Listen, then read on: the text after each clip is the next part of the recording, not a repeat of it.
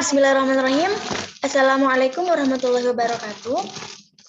Alhamdulillahirabbil alamin. Assalatu wassalamu ala asyrofil anbiya'i wal mursalin wa alihi washabihi ajma'in amma ba'du. Yang terhormat kepada dosen pengampu mata kuliah Sejarah Peradaban Islam, Bapak Profesor Dr. Haji Munirul Abidin MAG, dan tak lupa juga kepada teman-temanku yang saya cintai dan saya banggakan. Puji syukur kita aturkan kepada Allah Subhanahu wa taala dan selawat serta salam tak lupa tercurahkan kepada Nabi Muhammad SAW. Saya Aisyah Febrianti sebagai presentator yang akan mempresentasikan sebuah materi yang berjudul Perkembangan Peradaban Islam di Asia Tenggara pada wilayah Mindanao di Filipina Selatan.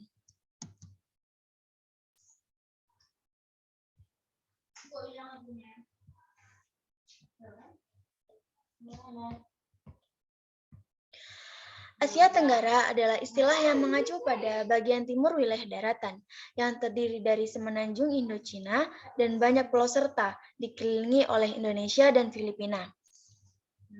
Melihat masa lalu, terlihat bahwa Islam bukanlah agama pertama yang berkembang pesat, tetapi Islam memasuki lapisan masyarakat yang memiliki peradaban, budaya, dan agama pada saat itu.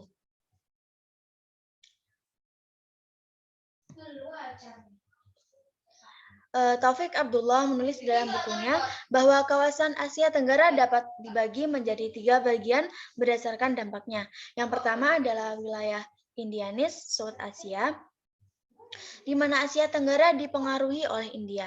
Dalam hal ini ada Hindu dan Buddha. Yang kedua adalah Chinese Southeast Asia. Vietnam merupakan wilayah yang mendapat pengaruh oleh India. Yang ketiga adalah wilayah Asia Tenggara yang mendapat pengaruh dari Spanyol atau Hispanic Southeast Asia, yaitu Filipina. Filipina merupakan negeri dengan 7.109 pulau tropis. Luas total wilayahnya adalah 29.629.000 hektar yang terdiri dari beragam budaya, bahasa, dan agama. Sekarang ini, wilayah Filipina telah meliputi beberapa kawasan yang berpenduduk Muslim, meskipun masih dikenal sebagai sebuah negara yang mayoritas penduduknya masih menganut agama Katolik. Kebanyakan dari mereka menetap di kawasan Filipina Selatan, terutama di Pulau Mindanao dan Kepulauan Sulu. Meskipun di Filipina Islam masih belum banyak peminatnya, namun masyarakat Islam termasuk dalam agama terbesar kedua setelah masyarakat Katolik. Kemudian sejarah masuknya Islam di Filipina. Sejarah masuknya Islam ke wilayah Filipina Selatan, terutama di Kepulauan Sulu dan Mindanao itu pada tahun 1380 Masehi. Karimul Mahdum, seorang tabib dan ulama Arab, tercatat sebagai orang pertama yang menyebarkan ajaran Islam di kepulauan tersebut. Begitu juga pada Raja Baginda. Atas perjuangannya juga, akhirnya kabangsawan Mindanao, raja termasyhur dari Mindanao, memeluk Islam. Dari sinilah awal mula peradaban Islam di wilayah ini dimulai. Ada juga yang berpendapat mengenai masuknya Islam datang ke Kepulauan Sulu. Pendapat tersebut mengatakan bahwa Islam datang ke Sulu di abad ke-9 melalui jalur perdagangan. Namun hal itu bukan faktor terpenting dalam sejarah Sulu. Sampai abad ke-13 ketika Dai, di mana pertama kali mereka tinggal di Buasnah, Jolo, kemudian di daerah-daerah lain di Kepulauan Sulu. Menurut Dr. Hamid, Islam di Asia memiliki 3 bentuk penyebaran. Yang pertama, ada penyebaran Islam melahirkan mayoritas penduduk. Yang kedua, ada kelompok minoritas Islam. Dan yang ketiga, ada kelompok negara Islam tertindas. Dalam salah satu buku karya Dr. Hamid yang berjudul Islam sebagai Kekuatan Internasional, ditulisnya bahwa Islam di Filipina merupakan salah satu kelompok minoritas yang tertindas di antara negara-negara lainnya. Hal itu pastinya tidak terlepas dari sejarah latar belakang Islam di negeri Filipina. Bahkan lebih dari itu, bukan hanya penjajahan saja, namun konflik internal yang masih berlanjut sampai saat ini. Umumnya gambaran Islam masuk di Filipina melalui beberapa fase dari penjajahan sampai masa modern. Ada masa kolonial Spanyol, ada masa imperialisme Amerika Serikat, ada masa peralihan, dan ada masa pasca kemerdekaan hingga sekarang. Yang pertama ada masa kolonial Spanyol sejak 16 Maret di tahun 1521 Masehi. Saat masuknya orang-orang Spanyol ke Filipina, penduduk bumi telah mencium adanya maksud lain di balik ekspedisi ilmiah Ferdinand de Magallanes. Ketika kolonial Spanyol menaklukkan wilayah utara dengan mudah dan tanpa perlawanan yang berarti, tidak demikian halnya dengan wilayah selatan. Mereka justru menemukan penduduk wilayah selatan melakukan perlawanan yang sangat teguh, berani, dan tidak memiliki niat untuk mundur. Tentara kolonial Spanyol harus bertempur mati-matian kilometer demi kilometer untuk mencapai Mindanao, Sulu, atau Kesultanan Sulu takluk pada tahun 1876 Masehi. Menyelesaikan lebih dari 375 tahun masa kolonialisme dengan perang berkelanjutan melawan kaum muslimin. Meski demikian, kaum muslimin tidak pernah bisa ditundukkan secara menyeluruh. Spanyol menjalankan politik divide and rule, yaitu pecah belah dan kuasai, serta mise en scare, misi suci kristenisasi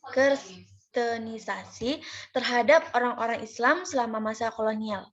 Bahkan orang-orang Islam distigmatisasi, maksudnya julukan terhadap hal-hal yang buruk sebagai Moriscore atau Muslim. Kata Mor diambil dari istilah Latin Maori, istilah yang sering digunakan orang Romawi kuno untuk menyebut penduduk wilayah Al-Azair, Barat, dan Maroko. Sejak saat itu, sebutan Moro melekat pada orang-orang Islam yang berada di kawasan Filipina Selatan tersebut. Sedangkan penduduk pribumi wilayah utara yang telah dikristenkan diikutkan dalam ketentaraan kolonial Spanyol. Kemudian diadu domba dan diharuskan untuk mengikuti perang melawan orang-orang Islam di wilayah selatan.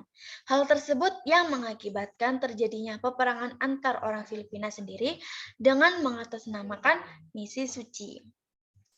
Dari kejadian itulah kemudian timbul ketidaksukaan dan rasa curiga orang-orang Kristen Filipina terhadap bangsa Moro yang menganut agama Islam hingga saat ini. Dalam sejarah, orang Islam pertama yang masuk Kristen akibat politik yang dijalankan kolonial Spanyol ini adalah istri dari Raja Humabon dari Cebu. Kemudian yang kedua ada masa imperialisme Amerika Serikat. Meskipun Spanyol gagal menundukkan Mindanao dan Sulu, namun Spanyol tetap menganggap bahwa kedua wilayah tersebut ke dalam bagian dari teritorialnya. Secara tidak sah, Spanyol menjual kedua wilayah tersebut kepada Amerika Serikat seharga $20 juta pada tahun 1898 Masehi melalui Traktat Paris. Amerika datang ke Mindanao dengan menampilkan diri sebagai seorang sahabat yang baik dan dapat dipercaya. Dan itulah karakter musuh-musuh Islam sebenarnya pada abad ini. Hal ini dibuktikan dengan ditandatanganinya Traktat Paris di tanggal 20 Agustus tahun 1898 Masehi. Yang menjanjikan kebebasan beragama, kebebasan mengungkapkan pendapat, kebebasan mendapatkan pendidikan bagi bangsa Moro. Namun, perjanjian itu hanyalah strategi untuk menenangkan hati umat Islam agar mereka tidak memberontak, karena terbukti pada tahun 1902 Masehi. Kebijakan Amerika Serikat di Mindanao dan Sulu telah bergeser dari posisi intervensi langsung dan penjajahan terbuka.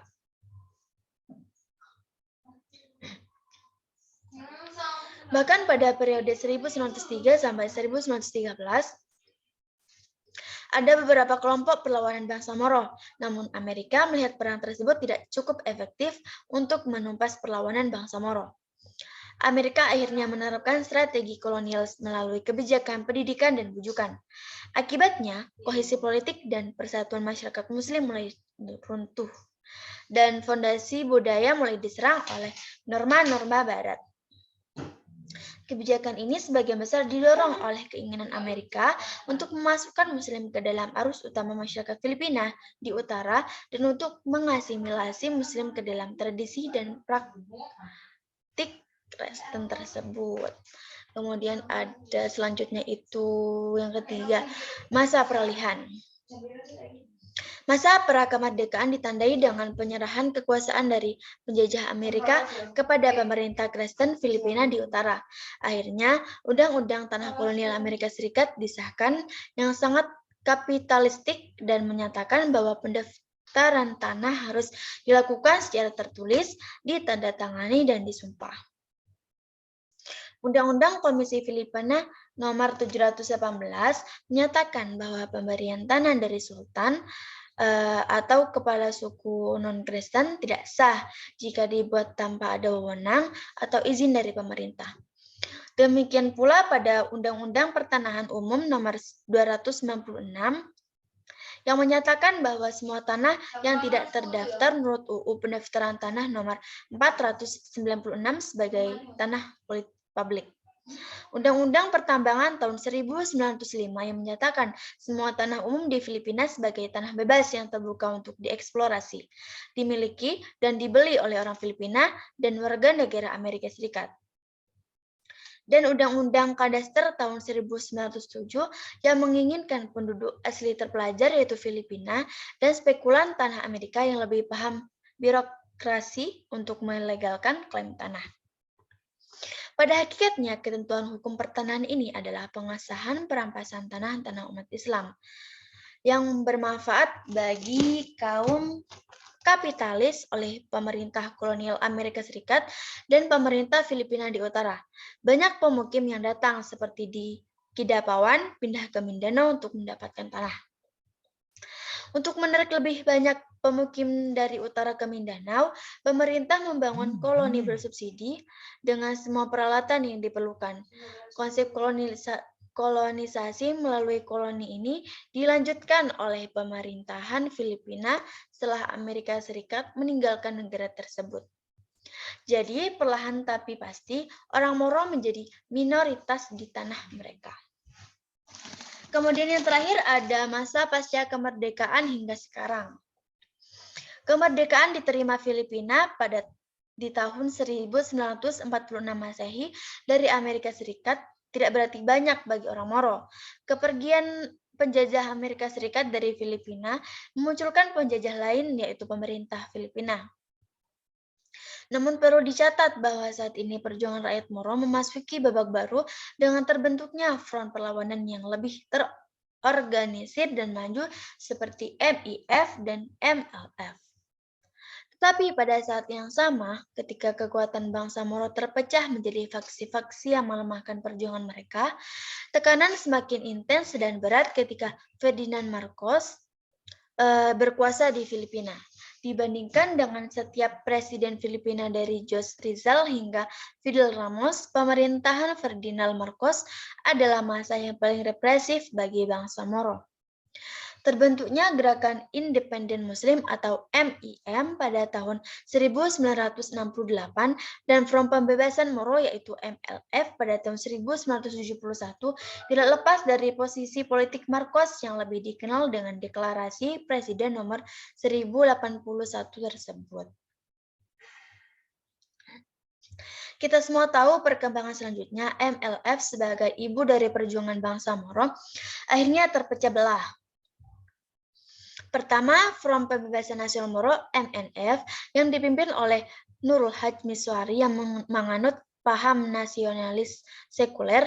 Kedua, Front Pembebasan Islam Moro atau MILF yang dipimpin oleh Salamat Hasyim, seorang ulama pejuang dengan ideologi Islam murni yang ingin mendirikan negara Islam di Filipina Selatan. Namun ternyata dalam perjalanannya, ONLF yang dipimpin oleh Nurmiswari terpecah lagi menjadi kelompok ONLF reformis yang dipimpin oleh Dimas Pundato dan kelompok Abu Sayyaf yang dipimpin oleh Abdul Razak Jenjalani. Tentu saja perpecahan ini melemahkan perjuangan bersama rakyat Moro dan memperkuat posisi pemerintahan Filipina dalam hubungan dengan rakyat Moro. Penandatanganan perjanjian damai antara Nurmiswari, Ketua MPN, dan Fidel Ramos, Presiden Filipina pada tanggal 30 Agustus di tahun 1996. Di satu sisi mereka menginginkan solusi diplomatik untuk konflik tersebut yang diwakili oleh ONLF, dan sisi lain mereka menginginkan perjuangan bersenjata atau jihad yang diwakili oleh MLF. Semua pihak menganggap cara ini paling tepat dan efektif, namun sepertinya Ramos memilih salah satunya.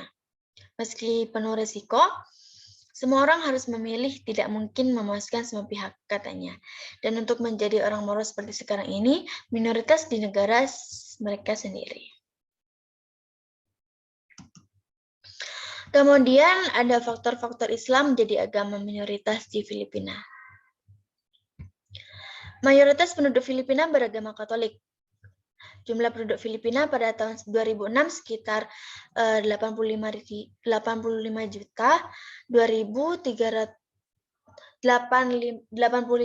236.900 jiwa.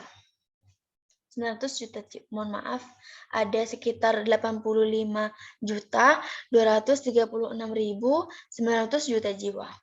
Dan setiap tahun pertumbuhan penduduknya sebesar 1,92% dan luas wilayah ada 300.076 km persegi terdiri dari 7.107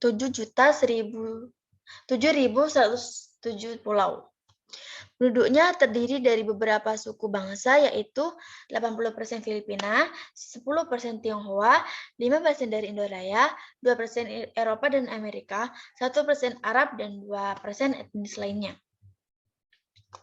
Kota Romawi dan Jolo dapat dianggap sebagai pusat keagamaan komunitas Muslim.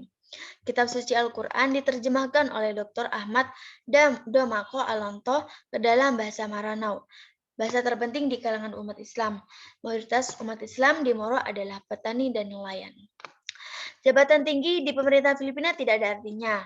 Asosiasi Islam yang paling aktif adalah Asosiasi Muslim Filipina, yaitu Manila, Ansar Al-Islam, yaitu Kota Marawi, Masyarakat Mu'alaf Manila, dan Yayasan Islam di Sulu, Yolo, dan sebagainya. Pada tahun 1983, Dewan Dakwah Islam Filipina dibentuk untuk menyatukan organisasi-organisasi Muslim di utara dan selatan. Menurut Majul, ada 3 alasan mengapa orang Moro sulit berintegrasi penuh ke dalam Republik Filipina. Yang pertama, orang Moro sulit untuk mematuhi hukum nasional, terutama yang berkaitan dengan hubungan pribadi dan keluarga. Karena hukum ini berasal dari Barat dan Katolik, seperti larangan perceraian dan poligami, yang sangat bertentangan dengan hukum Islam yang mengizinkannya. Yang kedua adalah sistem sekolah yang memberikan kurikulum yang sama untuk setiap anak Filipina di semua daerah, tanpa memandang perbedaan agama dan budaya, membuat orang Moro malas belajar di sekolah yang didirikan pemerintah. Mereka ingin berkurikulum memiliki perbedaan khusus bagi orang Moro karena perbedaan agama dan budayanya itu. Yang ketiga, ada masyarakat Moro masih trauma dan memiliki kebencian yang mendalam terhadap program pemindahan penduduk yang dijalankan oleh pemerintah Filipina ke wilayah mereka di Mindanao. Karena program ini lebih mengubah posisi mereka dari mayoritas menjadi minoritas di hampir semua bidang kehidupan. Baik, cukup sekian penjelasan dari saya, kurang lebihnya mohon maaf. Wassalamualaikum warahmatullahi wabarakatuh.